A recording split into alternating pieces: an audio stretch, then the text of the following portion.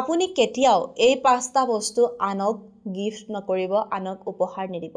Gift আমি সকলোৱে দিওঁ ন, উপহাৰ আমি সকলোৱে দিওঁ, প্ৰত্যেকক দিওঁ।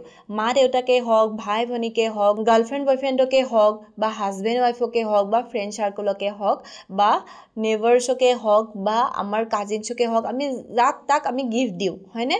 এতিয়া কাৰোবাৰ বাৰ্থডে আছে, আমি এটা গিফ্ট আনি দি দিলোঁ। কিন্তু কিছুমান গিফ্ট আমি কাকো দিব নালাগে। আমি জানোনে বাৰু কি গিফ্ট আমি কাকো দিব নালাগে?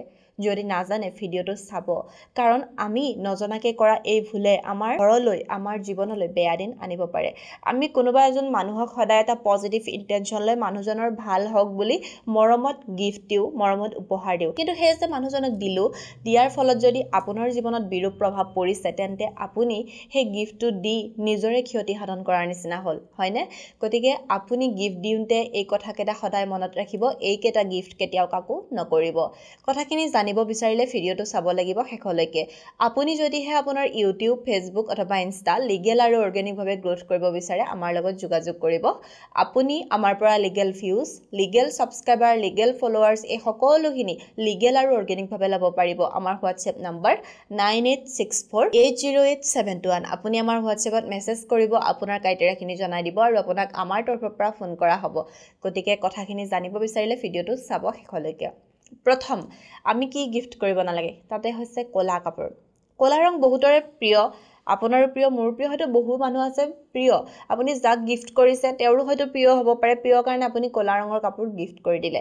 তেনেকুৱা কাম নকৰিব, সি আপোনাৰ জীৱনলৈ নিগেটিভ এনাৰ্জিৰ প্ৰভাৱ ঘটাব। দ্বিতীয়তে, আপুনি কেতিয়াও কেঁচি, চাকু, নেইল কাটাৰ তেনেকুৱা ধাৰযুক্ত বস্তু কাকো গিফ্ট নকৰিব। তৃতীয়তে হৈছে ৰুমাল। ৰুমাল গিফ্ট কৰাটো একেবাৰে কমন কথাৰ নিচিনা। মানে ছোৱালীবোৰ যেতিয়া বিয়া হৈ কইনা হৈ যায়, তেতিয়া বহু ছোৱালীয়ে লগত ৰুমাল লৈ যায় মানুহক গিফ্ট কৰিবৰ কাৰণে। আপুনি সেই ভুলটো নকৰিব, ৰুমাল কেতিয়াও আনক গিফ্ট নকৰিব। চতুৰ্থতে হৈছে পাৰফিউম।